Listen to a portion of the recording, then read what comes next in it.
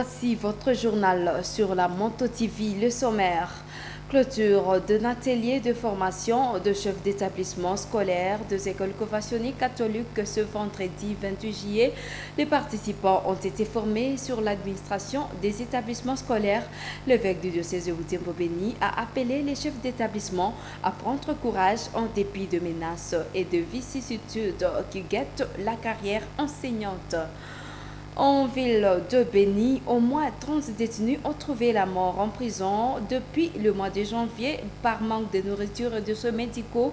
La société civile de Beni déplore le surpeuplement de cette maison carcérale et plaide pour son désengorgement.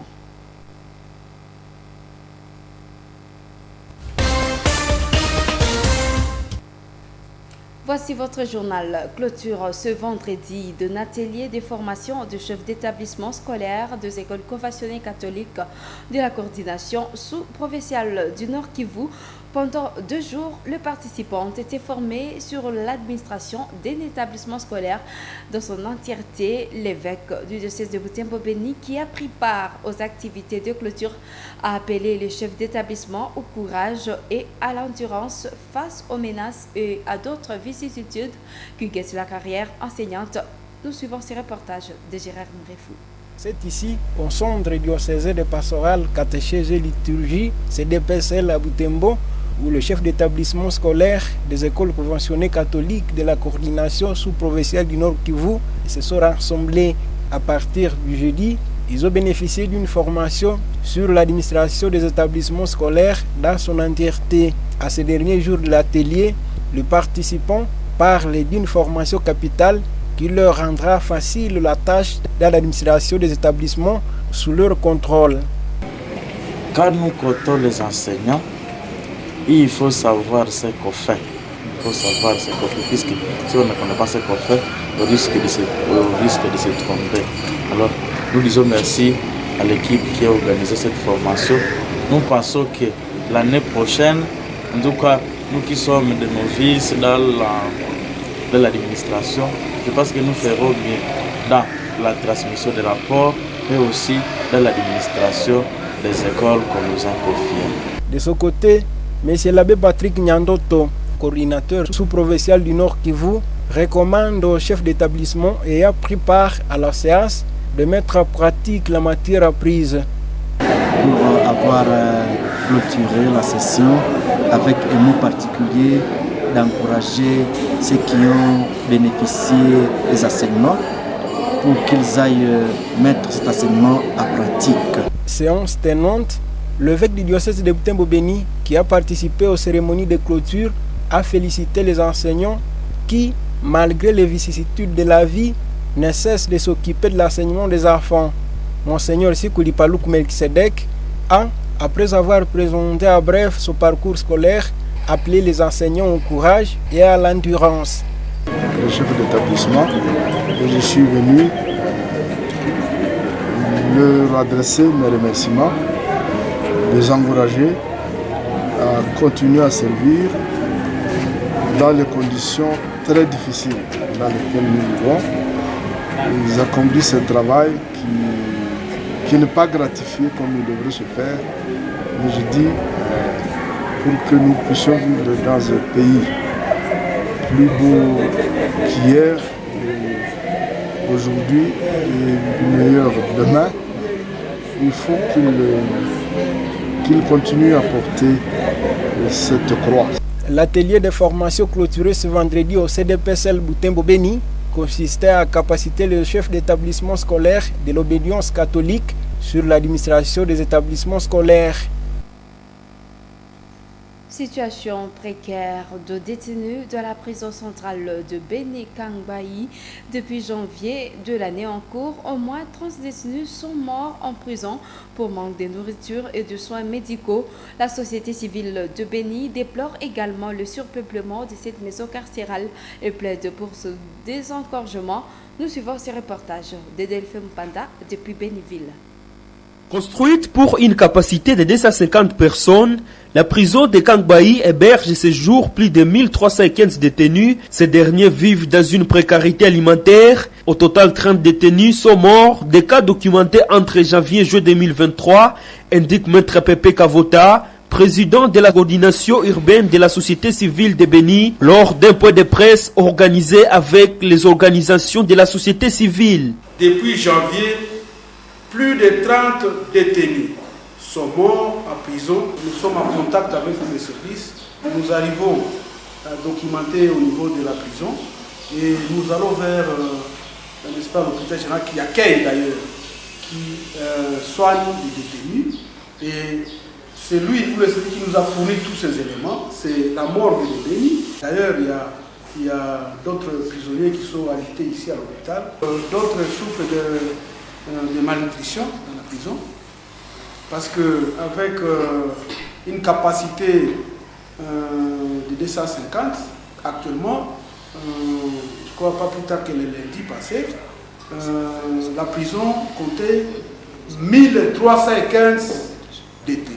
C'est vraiment comme un mouroir. Disons que la pénurie à vivre est une réalité dans presque toutes les prisons au Nord Kivu et Ituri. Ces derniers ne bénéficient souvent que des assistances par les organisations sans but lucratif et des églises. La société civile de Béni appelle les autorités à plus de responsabilités quant au respect des droits des détenus. Le chef de la cellule Kamusonge au quartier Kitulu en commune de Boulenguera alerte sur des cas d'extorsion de téléphone et d'argent par des personnes assimilées aux militaires chez les habitants de sa cellule depuis le mois de mai. Monsieur Katembo Bahouere Emmanuel indique que ces bandits portent des armes et tracassent les gens qui vont très tôt le matin à la source d'eau de Kamusonge et dans la concession de Limboro la nuit aux environs de 21h. Suite à ces tracasseries, le chef de cette cellule appelle les autorités compétentes d'assurer la sécurité dans cette commune avant que le pire n'arrive. Luciana Msivirwa et Delphévoya le rencontraient. Il y a des bandits qui arrivent dans notre cellule aux environs de 22h. Ils viennent troubler surtout le point de notre source. Il vient là pour venir ravir des téléphones et de l'argent. Et dans notre concession, parce que nous sommes près de la concession de l'Institut Limboro, il y a des bandits qui attaquent déjà là, qui passent la nuit. Vraiment cela, à grosso modo, la situation actuelle de notre cellule. Il faut les autorités faire les efforts pour, si ce sont des patrouilleurs, qu'ils gardent notre entourage, parce que c'est leur travail en tout cas, parce que nous ne sommes pas vraiment sécurisés ici chez nous. Dans un communiqué officiel publié vendredi 21 juillet, le maire de Butembo demande aux habitants de Butembo de contribuer $10 par ménage pour achat de terrain pouvant servir de cimetière, étant donné qu'il n'y a presque plus d'espace dans les cimetières existants. Face à cette question, des habitants sont d'accord sur le fait d'avoir des concessions, mais ils sont divisés sur la question des fonds. Pour certains, c'est beaucoup d'argent demandé et pour d'autres, il revient à l'État de donner des espaces. Delphévoya, commentaire. Dans son communiqué, le maire des villes, le commissaire supérieur principalement Abaye Kiteli Roger, évoque la nécessité d'avoir des cimetières publics car bon nombre de ceux qui existent sont déjà épuisés. Il ajoute que les prix des lopins de terre haussent du jour après jour. Ainsi, il est demandé à chaque ménage de devoir payer $10 du codage pour contribuer tant soit peu à l'achat des terrains. Interrogé jeudi 27 juillet par Moto TV, Charles Elwanga du groupe de pression Andigang reconnaît les besoins qu'il y a pour la ville d'avoir des cimetières publics. Cependant, il remet en cause la fixation du montant à payer par ménage. L'achat des cimetières publics n'est pas un problème, dans la mesure où la loi a déjà prévu que l'autorisation d'inhumation elle est gratuite. Mais il y a une taxe qu'on paye tout le temps à la mairie. Chaque fois qu'on enterre quelqu'un, avant de parler du prix que M. le maire a fixé, tu vois toi-même que dans l'esprit de l'arrêté de M. le maire, il a fixé celui qui doit, n'est-ce pas, percevoir ce montant de $10 par ménage à ville de Butembo. Est-ce que la mairie de Butembo a les statistiques à terme de démographie de ce que représente le ménage à ville de Butembo? Alors, quand on prend 60 000 ménages fois $10, ça devient $600 000. On va nous acheter combien de terrain? Je voudrais que M. le maire, avant de fixer un arrêté, puisse rentrer dans les partenariats publics-privés, qui nous disent que finalement, j'ai accordé cette activité au diocèse de Butembo-Beni. Alors, revenons maintenant au montant. $10. Ah, vous aussi quand même. $10 par ménage à ville de Butembo. Qu'est-ce qui se cache derrière ces gros montants? Ça, c'est une somme colossale. Monsieur le maire va mettre ces montants où? On ne sait pas comprendre ce que monsieur le maire est en train de chercher, où il veut s'enrichir. Parce que ça, il doit expliquer à la population. Même si c'est l'état de siège, nous restons dans la démocratie. Monsieur le maire a le devoir d'expliquer pourquoi un arrêté XY sortirait d'une maison, d'un évêque, des prêtres, des pasteurs pour qu'on nous l'impose. En tout cas, nous, on continue à observer l'exécution de cet arrêté, mais attaque activité pro-démocrate, j'ai conseillé à M. le maire d'en faire une carte de concertation. Serge Makeo des Jeunes Patriotes de Butembo, un autre groupe de pression, demande aux autorités de se servir des terrains que l'État acquiert lors des morcellement des concessions. La mairie ne peut pas nous dire qu'elle manque une concession.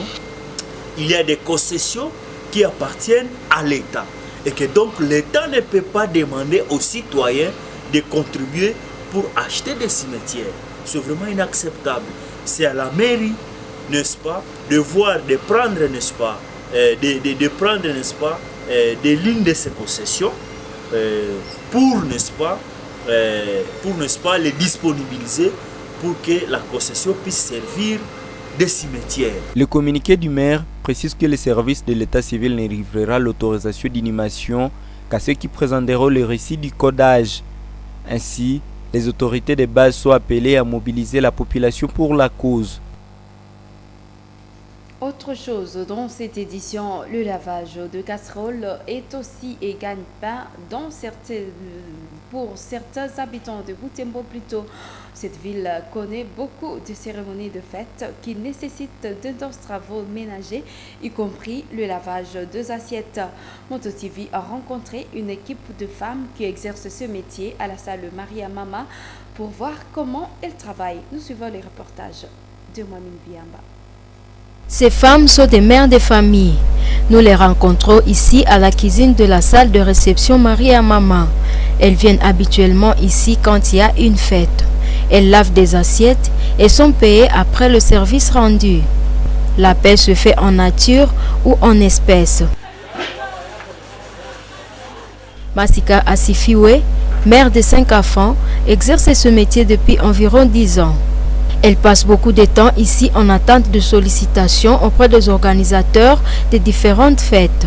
Celle-ci peut facilement laver 6 à 8 casseroles par jour selon la demande. J'exerce ici il y a environ 10 ans. Par jour, je parviens à nettoyer au minimum 7 casseroles. Kavira Siviholia fait aussi ce boulot depuis 13 ans. Elle avait été intéressée par son amie. Elle raconte comment son équipe exerce ses métiers. Nous assurons la propriété ici à la salle Maria Mama. Lorsqu'il y a cérémonie de mariage ou d'autres fêtes, nous y passons toute la journée le jour de la célébration de ce mariage. Et le lendemain, nous nous chargeons de nettoyer des casseroles et des assiettes que les invités ont utilisées dans la salle. Lorsque nous finissons, nous balayons partout pour rendre propre l'espace. Par ce métier, Kavira Siviholia aide son mari à résoudre les besoins de la famille. Cette dame est fière de ce qu'elle fait. Des difficultés, il y en a dans son travail. Et le côté positif, c'est que ce travail ne demande pas un capital. Il suffit d'être en bonne santé et avoir du courage. Ce métier est pour moi une opportunité. J'avais imploré Dieu afin qu'il me le donne. Je suis à l'aise avec ceci. Depuis que j'exerce, manger n'est plus un problème chez moi et facilement, je paie pour mes enfants des frais scolaires. Avec ce métier, je paie le loyer également, vers difficultés. Comme dans chaque métier, nous avons également des difficultés. Premièrement, à travers ce métier, certaines personnes nous sous-estiment. Deuxièmement, parfois, le revenu est minime par rapport au travail rendu. J'invite donc d'autres femmes à ne pas négliger le boulot, car tout métier procure bénéfice. Depuis que j'exerce, je ne manque jamais chez moi de l'huile, de bois de chauffe ou autre chose. Les femmes que nous avons constatées forment une équipe de 6, dont une jeune fille. Début de la campagne à l'Université de l'Assomption au Congo, USC, ce vendredi 28 juillet 2023. 2 candidats présidents et un candidat vice-président vont se présenter devant les étudiants pour se faire connaître en vue de se faire élire. Ce vendredi déjà, ils sont passés dans certains auditoires pour solliciter le voix des votants. Suivez ce reportage de Nzanzu Indasami rendu par Nelly Mungesiali.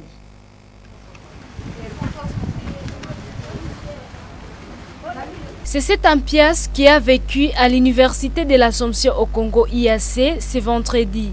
Au site de Kambali, des affiches sont placardées ça et là. Des équipes de campagne sont mobilisées chacune pour convaincre les étudiants à voter pour son candidat. Il s'agit de Kambale Kiro Vincent de Formatique et Gestion, candidat président numéro 1, Mboussa Kalamba Ozé de Psychologie et Sciences de l'Éducation, candidat président numéro 2, et Kasereka Mashauri Tuzinde de Philosophie, en sciences des lettres et de la communication, unique candidat vice-président. Au site Mirador, les candidats ont défilé dans les couloirs pour se montrer aux étudiants. Au-delà des discours des candidats, les équipes de campagne ont distribué des pains et des biscuits aux étudiants. Devant la caméra de Moto TV, Kambale Kiro Vincent, candidat numéro 1, a dit qu'il veut contribuer au développement de son institution. Mon but est de promouvoir la performance des étudiants dans différents domaines, notamment l'entrepreneuriat, la technologie, le développement personnel, ainsi que la scientificité. Voilà. Ce challenger Mboussa Kalamba Ozé est motivé par l'amour de cette université. Nous sommes motivés par cet amour profond que nous avons au fond du cœur à l'égard de l'Université Assomption au Congo. Nous aimerions tous voir cette université s'émouvoir dans notre société, dans notre milieu, se faire connaître, et nous aimerions être aussi parmi ceux-là qui vont contribuer à ce que notre université aille de l'avant. Les étudiants ont du talent, nous aimerions aussi tenter de toucher ce talent-là. Samedi 29 juillet 2023, il est prévu un débat contradictoire télévisé à la Moto TV entre les 3 candidats. Cette page boucle cette édition. Merci à vous de l'avoir regardée. Nous vous fixons prochain rendez-vous. Au revoir.